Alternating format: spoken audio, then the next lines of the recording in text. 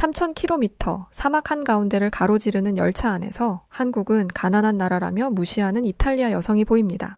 그런데 얼마 후 뒷목을 잡고 쓰러지는 이탈리아 여성, 대체 3,000km의 대륙을 횡단하는 이 기차 안에서 과연 무슨 일이 있던 걸까요?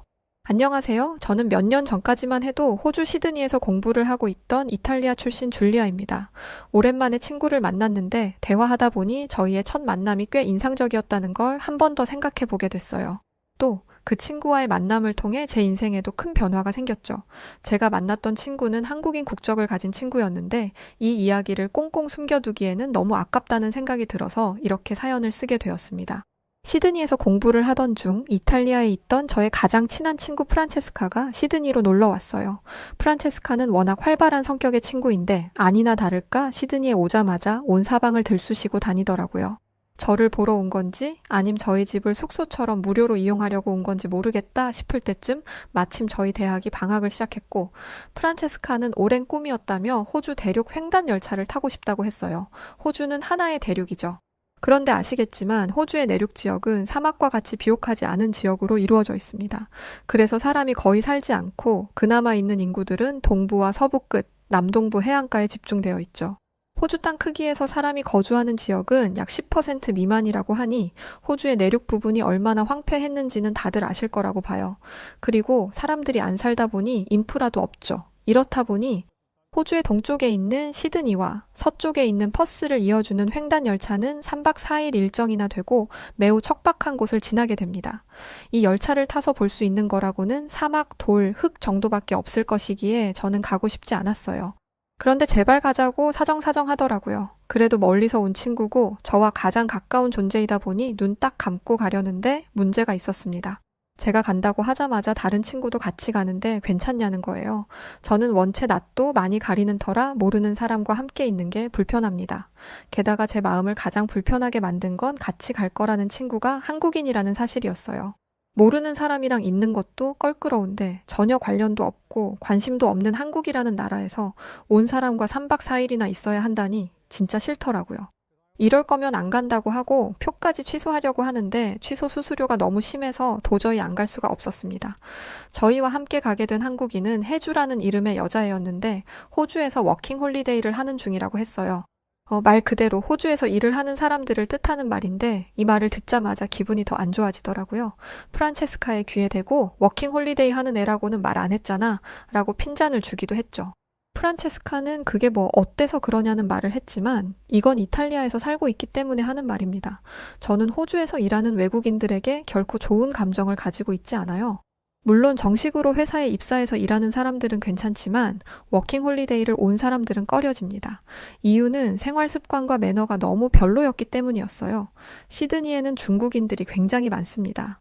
중국은 아시아에서 가장 큰 나라잖아요. 그리고 큰 만큼 힘도 강하죠. 크고 힘이 센 나라 하면 미국인데 미국은 선진국입니다. 그래서 중국도 그렇다고 생각했어요.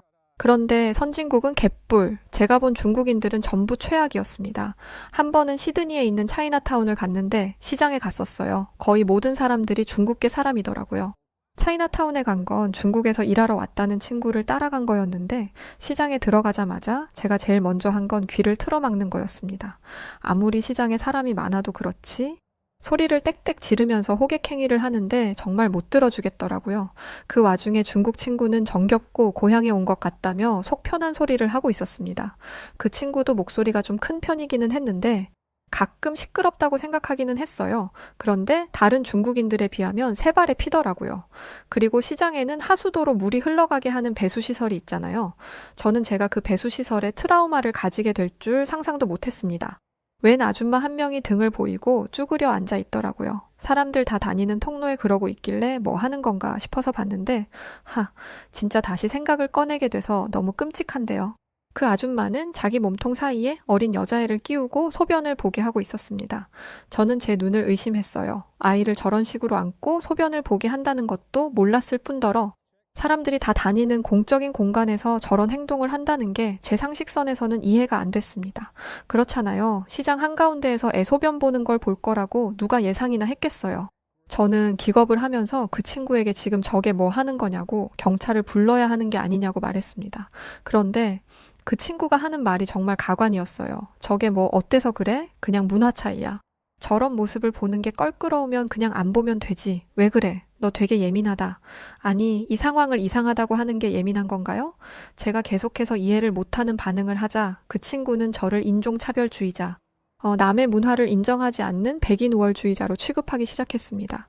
결국 저는 그렇게 대단한 문화, 신경 끌 테니까 영원히 소중하게 지켜라 라고 생각하며 신경을 껐습니다. 그리고 이 사건 이후 제 머릿속에는 동양권 문화에 대한 좋지 않은 생각이 자리 잡게 되었어요. 아시아의 가장 큰 나라인 중국이 주변 국들에게 역사적으로 많은 영향을 끼쳤기 때문에 다른 아시아 국가들이 중국의 문화를 많이 따라하고 있다는 게 그 친구의 주장이었거든요. 특히 그 중에는 한국이 가장 잘 따라한다는 말을 들어서 그런 줄 알았습니다. 그렇게 당하고도 중국을 믿었냐 물으실 수도 있겠지만, 네, 그렇습니다. 제 견문이 좁아서 그랬던 게 부끄럽지만 솔직하게 인정할게요. 설명이 길었네요. 여하튼 이렇다 보니 저는 한국인 친구와 여행을 가는 게 꺼려졌습니다. 프란체스카에게 이 얘기를 해봤자 혜주는 안 그래, 너도 지내다 보면 알 거야 라고 말할 게 뻔했어요. 그래서 그냥 꾹 참기로 했습니다. 고작 3박 4일이니까요. 굳이 말 안 걸고 적당히 있다가 내리자마자 헤어지면 될 거라고 생각했죠. 그런데 지내다 보니까 마음에 안 들어하는 게 티가 안 날 수가 없겠더라고요. 저도 제가 이렇게 유치한 사람인지 몰랐습니다. 그 중국인 친구 때문인지 저는 혜주가 너무 마음에 안 들었어요. 저희가 탄 호주 대륙 횡단 열차는 숙식을 열차 안에서 해결합니다. 그래서 식사를 하러 레스토랑에 갔는데 혜주가 가방에서 주섬주섬 뭘 꺼내더라고요. 그건 바로 젓가락이었어요. 그러더니 익숙하게 젓가락질로 식사를 하는데 옆에 포크가 있는데도 젓가락질을 쓰는 게 너무 꼴보기가 싫었습니다. 제 생각을 아는지 모르는지 프란체스카는 자기도 젓가락질을 알려달라며 혜주에게 조르고 있더라고요. 저는 예전 그 중국인 친구의 젓가락질이 기억났어요. 중국 애들은 항상 긴 젓가락을 썼는데 중국 식당에 가면 항상 그 긴 젓가락으로 제 접시까지 침범해서 음식을 가져다가 먹고는 했습니다. 남의 음식 뺏어 먹으라고 긴 젓가락을 쓰는 것 같더라고요. 그에 반해 혜주의 젓가락은 쇠로 된 것에 짧았지만 그래도 기분이 안 좋았어요. 유난이라는 생각이 들었죠. 저는 저도 모르게 혜주에게 그냥 포크 쓰면 되지. 너가 그러면 직원들이 민망해할 거 아냐? 라고 말하며 면박을 주었죠. 사실 제 입으로 얘기하는데도 말이 안 된다는 게 느껴졌지만 한번 시작된 말을 멈추기는 생각보다 어려웠습니다. 한번 이렇게 하니까 가시 돋친 말이 생각보다 쉽게 나오더라고요. 아침, 저녁으로 머리부터 발끝까지 씻고 나오는 것도 괜히 꼴 보기가 싫길래 한 소리를 하기도 했습니다. 밖에 나가는 것도 아닌데 왜 그렇게 씻는 거야? 너는 물 절약이라는 것도 몰라? 너가 샤워하다가 물을 다 써버리면 다른 사람들은 어떻게 할 건데? 네, 저도 압니다. 말도 안 된다는 걸요. 3박 4일이나 달리고 무려 3,000km를 이동하는 기차에 물이 부족할 리가 있겠어요? 그리고 혜주와 달리 며칠 동안 씻지 않은 저와 프란체스카는 샤워를 하지 않았기 때문에 좀 비교될까봐 걱정되는 것도 있었습니다. 저희가 특별히 더러운 건 아니에요. 이탈리아에서는 다 이렇습니다. 차라리 그 중국 친구처럼 같이 싸우기라도 하면 역시 동양인은 다 똑같아 라고 할 수 있을 텐데 그것도 아니었으니까요. 제 말에는 점점 더 심한 가시가 생겼고 혜주가 워킹홀리데이로 일을 하고 있다는 것마저도 깎아내리기 시작했습니다. 외국인 노동자로 사니까 어떠냐? 사람들이 좀 무시도 하고 그러지? 외국에서 유학생으로 온 애들을 보면 어때? 너는 바닥 청소나 하면서 돈 벌고 있는데 유학생들은 커피 들고 카페에서 공부하잖아. 확실히 부럽지? 혜주가 이 말에도 별 반응이 없자 저는 이렇게까지 말하고 말았습니다. 그런데 워킹홀리데이로 온 애들은 다 가난한 거 아니야? 넌 돈도 없는 애가 어떻게 이 비싼 횡단 열차를 탔어? 더군다나 아시아 변방인 한국에서 온 거잖아? 실제로 기차 여행 비용은 약 300만 원이었습니다. 여기에 개인적으로 사용할 돈은 별도죠. 그런데 이렇게 말하는 제가 돈이 많냐? 그런 것도 아닙니다. 저도 빚내서 여행 온 거였거든요. 그런데 이렇게까지 말했는데도 해주는 반응이 없었습니다. 넌 계속 짖어라. 난 내 갈 길 가련다라는 듯한 반응에 정말 얼굴이 새빨개질 정도로 화도 났고 무엇보다 부끄러웠어요. 그런데 사막 정중앙에 다다랐을 때 저는 잊지 못할 큰 사건을 겪게 되었습니다. 앨리스 스프링스라는 곳을 향하고 있는 상황이었어요. 저희는 저녁을 먹고 차를 마실 참이었는데 대화를 하고 있던 도중 뭔가 뜨거운 게 제 뒷목을 타고 흘러내리는 게 느껴졌습니다. 놀라움도 잠시 엄청난 열기와 함께 고통이 따라왔어요. 통증이 엄청났습니다. 제 목에 쏟아졌던 뜨거운 무언가는 바로 차였습니다. 어떤 동양인이 자리를 이동하다가 제 목 뒤로 뜨거운 차를 쏟아버린 것이었죠. 직원이고 주변 사람들이고 하나같이 제대로 된 도움을 주지 못했습니다. 저는 정신도 못 차리고 비명만 질렀죠. 그런데 그때 해주가 제 목 뒤로 차가운 냉수를 확 부어버렸습니다. 갑자기 냉수가 끼얹어지자 말도 못할 고통이 찾아왔고 저는 해주에게 뭐 하는 짓이냐고 해주에게 따지려는데 해주는 차가운 행주에 차가운 물을 부어 제 목에 가져다 댔습니다. 그러자 열기가 조금 가라앉는 게 느껴지더라고요. 그러더니 해주는 직원에게 저를 샤워실로 데려가라고 했고 그곳에서 목에다가 차가운 물을 흘려보내기 시작했습니다. 화상 입었을 때는 이게 첫 번째 응급처치야. 아프겠지만 좀 참아. 그 순간 제가 무시하고 멸시했던 해주는 저를 도와줄 유일한 구원자로 변했습니다. 직원들이요? 도움이 하나도 안 됐습니다. 호주 사람들 매사에 긍정적이고 밝은 건 알고 있었는데 얼마나 긍정적인지 열차에 이런 일이 있을 거라고 생각도 못했나 보더라고요. 응급처치가 가능한 간호사나 의사는 없었고 잠깐의 안전교육을 받은 승무원들이 전부였습니다. 차가운 수건을 대고 정신을 차려보니 저에게 찬물을 끼얹은 사람이 보였어요. 그 사람은 계속해서 제게 허리를 굽히며 죄송하다고 사과했습니다. 그런데 이런 사과는 옷에 물을 쏟은 정도여야 가능한 거죠. 사람 목에 뜨거운 물을 끼얹어 놓고 미안하다는 말로 퉁치려 하면 안 되는 거 아닌가요? 제게 차를 쏟은 사람의 말투를 들어보니 일본인인 것 같더라고요.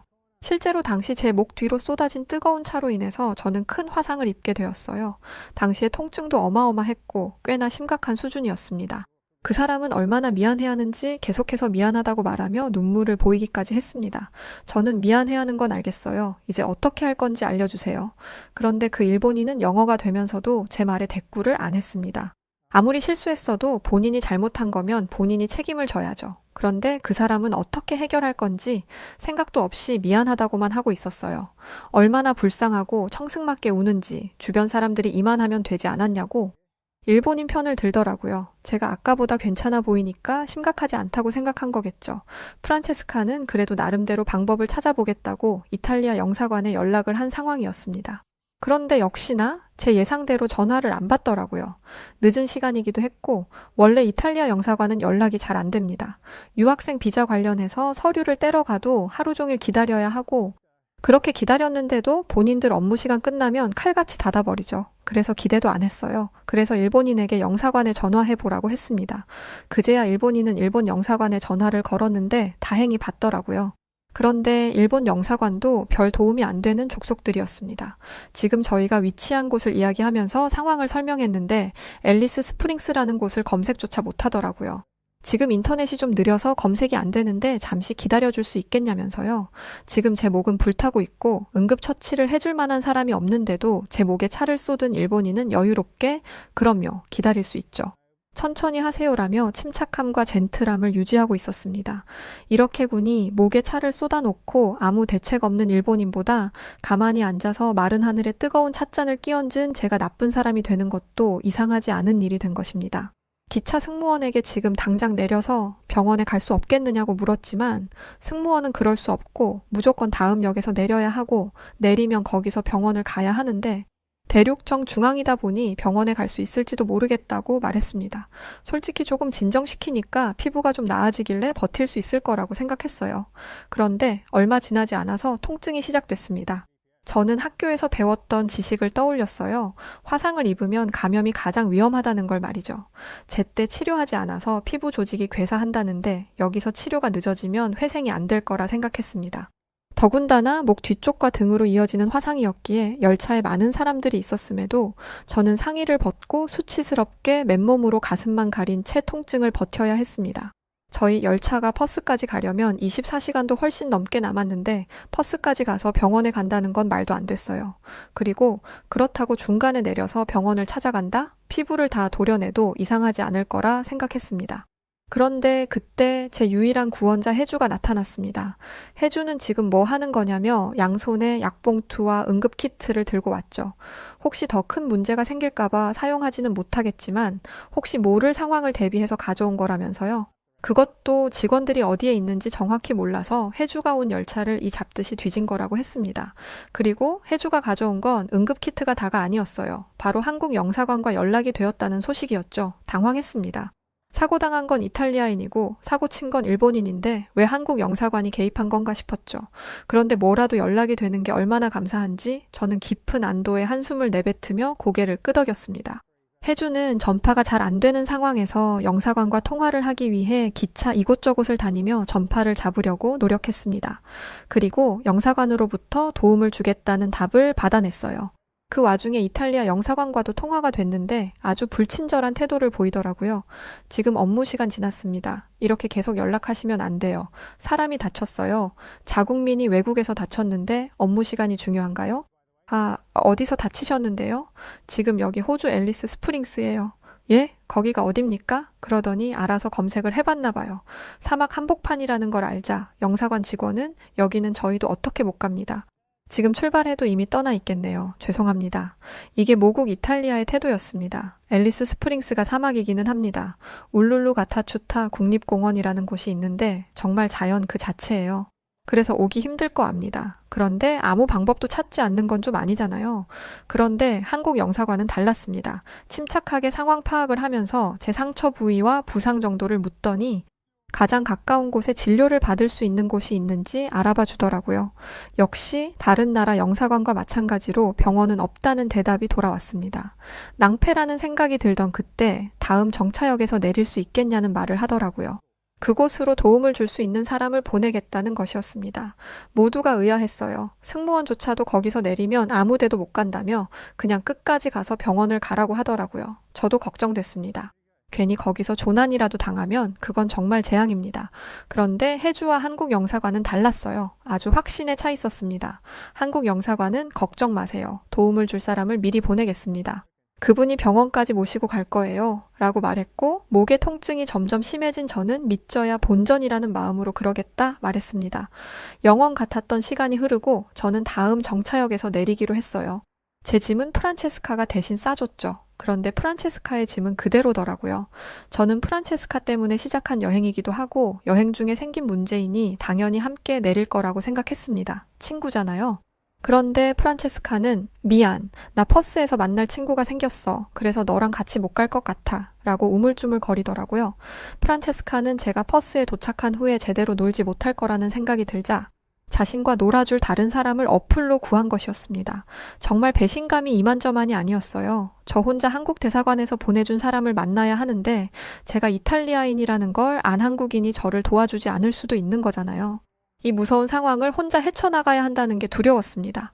그런데 옆을 보니 혜주가 짐을 싸고 있었어요. 뭘 하는 거냐고 물으니 무슨 그런 걸 묻냐는 듯이 같이 가야지 라고 하더라고요.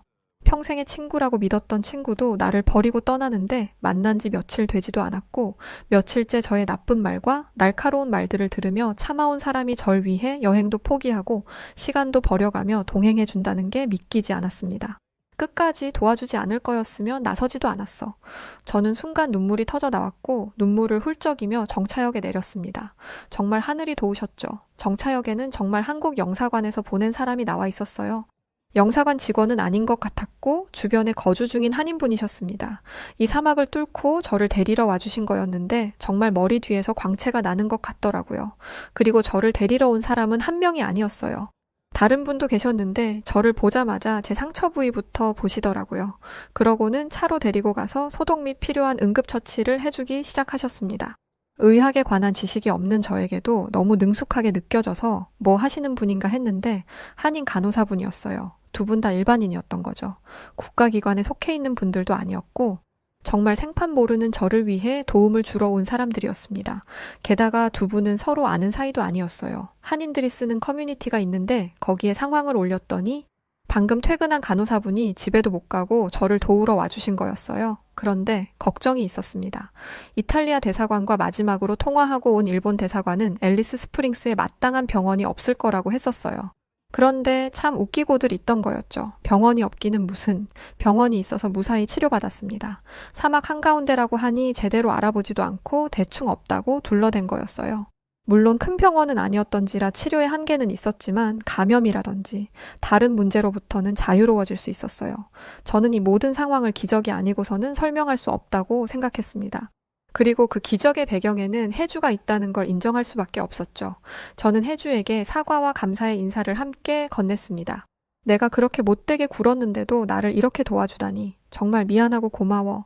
너처럼 좋은 친구를 이유도 없이 무시했던 내가 너무 부끄러워. 정말 미안해. 그리고 진짜 너무 고마워. 그러면서 저 때문에 여행을 망친 해주의 기차표 금액을 돌려주려고 했어요. 또 돌아갈 수 있는 비행기표도 제가 예매하려고 했죠. 일본인 승객에게 전화번호를 받아오기는 했지만 제대로 돌려받을 수 있을지 확실치 않았기 때문에 통장의 잔고가 텅 비어버릴 것 같았어요. 말씀드렸듯이 저도 빚내서 유학원 유학생이었고 기차 여행 비용만 300만 원에 비행기 값은 60만 원 정도 했습니다. 저도 돌아가야 하니 추가로 60만 원이 더 드는 거죠. 게다가 이미 탑승했던 기차권은 날아갔으니 여행 한 번에 거의 800만 원을 쓰게 되는 꼴이었습니다. 그런데 해주는 고개를 가로저으며 필요 없다는 말을 했어요. 저는 해주가 괜히 자존심 부리는 거라고 생각했습니다. 아냐, 왜 그래? 부디 내 마음을 받아줘. 그랬더니 해주는 내가 돕고 싶어서 나온 건데 너한테 보상을 받을 수 없지. 그리고 유학생이 돈이 어디 있어. 난 괜찮아. 순간 머리가 띵한 기분이었습니다. 저는 분명 해주가 저보다 가난할 거라고 생각했는데 해주의 말에서는 전혀 그런 게 느껴지지 않았어요. 알고 보니 해주는 본인 유학 비용을 대기 위해서 워킹 홀리데이 중이었던 거였고 부모님의 돈으로 충분히 유학을 갈 수 있지만 자기 힘으로 성과를 내고 싶다는 마음에 워킹 홀리데이를 온 것이었습니다. 게다가 돈을 더 벌겠다고 작은 체구의 여성의 몸으로 지게차 자격증까지 땄더라고요. 그 덕에 남들의 몇 배는 되는 시급을 받으면서 일하고 있었어요. 호주에서는 이런 기술직이 돈을 훨씬 많이 받거든요. 저는 그럼에도 불구하고 살해를 하고 싶었습니다. 그리고 저를 도와준 사람들에게도요. 저는 이탈리아 사람이고 한국인도 아닌데 한국인들의 도움을 받았잖아요. 분명한 대가를 지불해야 한다고 생각했습니다. 그런데 해주도 저를 데리러 와주신 분도 간호사분도 모두 살해를 거절하셨어요. 위험에 있는 사람을 돕는 건 당연하죠. 같은 한국인의 친구라면 한국인이 아니어도 우리의 친구예요. 그럼요. 외국에서 혼자 아프면 얼마나 외롭고 힘든데요. 도울 수 있어서 오히려 제가 더 감사했어요. 세상에 이렇게 따뜻한 사람들이 있다니 어릴 때 봤던 삼류 영화에서나 이런 일이 있을 줄 알았어요. 그 정도로 비현실적이고 억지스러운 상황이라고 생각했습니다. 그런데 이게 현실로 가능한 일이더라고요. 게다가 그분들은 저와 해주를 집에 머물게 해주시고 저희가 돌아갈 때까지 살뜰히 보살펴 주셨습니다. 그때 처음 알게 된 건데 시드니에 차이나타운이 있었던 것처럼 그곳엔 한인타운은 아니더라도 한인들이 모여서 사는 곳들이 있었어요. 저희가 큰일을 겪었다는 소문이 들었는지 저희가 머물던 집 주변에 사람들이 몰려들었습니다. 그러면서 저에게 자꾸 뭘 주시는데 그중 하나는 약이었어요. 본인 딸이 피부가 너무 약하고 쉽게 짓물러서 한국에서 구해온 약인데 약국에서 파는 약이니까 꾸준히 잘 바르라면서요. 저도 유학생이라 잘 아는데 본국에서 이런 약을 구해오는 게 쉬운 일이 아닙니다. 그런데 그걸 선뜻 몇 개나 주시는 게 너무 감동이었어요. 게다가 호주 병원비, 약값이 너무 비싸서 약 사는 것도 부담이었는데 처방받은 약보다 좋은 연고를 얻을 수 있었던 건 행운이었죠. 저희를 데리러 와주셨던 한 한국인 아저씨는 저희가 돌아가는 날에도 함께 해주셨습니다. 비행기를 타는 것까지 봐야 마음이 편할 것 같다면서요. 저는 대체 이게 어떻게 가능한 건지 알아봤습니다. 알고 보니 한국 영사관은 각 지역별 한인들의 연락처를 가지고 있더라고요. 만약 그 주변에서 문제가 생기면 최대한 빠르게 도움을 받기 위해서였죠. 그런데 그 연락처를 알고 있더라도 한국인들이 서로서로 도울 거라는 확신이 있어야 하는 거잖아요. 그런데 한국인들 사이에서는 어려운 이웃을 당연히 도와야 한다는 마인드가 깔려 있었습니다. 진짜 너무 부러웠어요. 프란체스카에게 배신당한 후라서 그런지 한인 무리에 끼고 싶은 마음이 간절해졌습니다. 또한 중국인의 모습만 보고 해주를 무시하고 미워했던 스스로가 부끄러워졌습니다. 제가 얼마나 한심한 인간인지 반성하게 되더라고요. 저는 이 일을 계기로 해주와 아주 가까워졌는데 해주 덕에 한인분들과 친해지기도 하고 한국어 공부도 시작했습니다. 해주를 따라 한국에 따라가 보기도 했는데 한국에 가자마자 저는 확신했어요. 아, 여기가 내가 살 곳이다라는 걸 깨달았거든요. 저는 한국어 공부에 박차를 가했고 시드니에서 다니던 대학을 그만두고 한국으로 대학을 옮길 준비를 했습니다. 그렇게 몇 년이 흐른 지금 저는 한국에서의 졸업을 앞두고 있습니다. 대학원까지 마쳤어요. 이제 곧 졸업이니 일자리를 구해야 하는데 이탈리아에 돌아간다면 바로 직장을 잡을 수 있겠지만 한국에서 일자리를 찾아보려고 합니다. 가능하면 귀화도 하고 싶어요. 저를 따뜻하게 대해주고 한 가족처럼 저를 맞이해준 한국인들과 진정으로 한 가족이 되고 싶거든요. 그나저나 한국 귀화 시험 정말 어렵다는데 잘할 수 있겠죠? 꼭 대한민국의 국민이 되어서 자랑스럽게 한국인이라고 외칠 그날이 오길 기대합니다. 네, 오늘 사연은 여기까지입니다. 와, 저는 3,000km씩이나 달리는 열차가 있다는 것에 놀랐네요. 그리고 전 세계 곳곳에 계시는 우리 대한민국 분들이 선한 영향력을 보여주셔서 너무 감동했어요. 저도 같은 대한민국 국민으로서 최선을 다해 한인 여러분들이 보여주신 것처럼 남을 배려하고 도우며 사는 여우튜브가 되겠습니다. 자, 그럼 오늘 사연 어떠셨나요? 사연이 즐거우셨다면 구독과 좋아요 부탁드립니다. 그리고 영상 끝까지 시청해주셔서 고맙습니다. 더 즐거운 내용으로 찾아뵐게요. 감사합니다. 그리고 사랑합니다. 당신만의 여우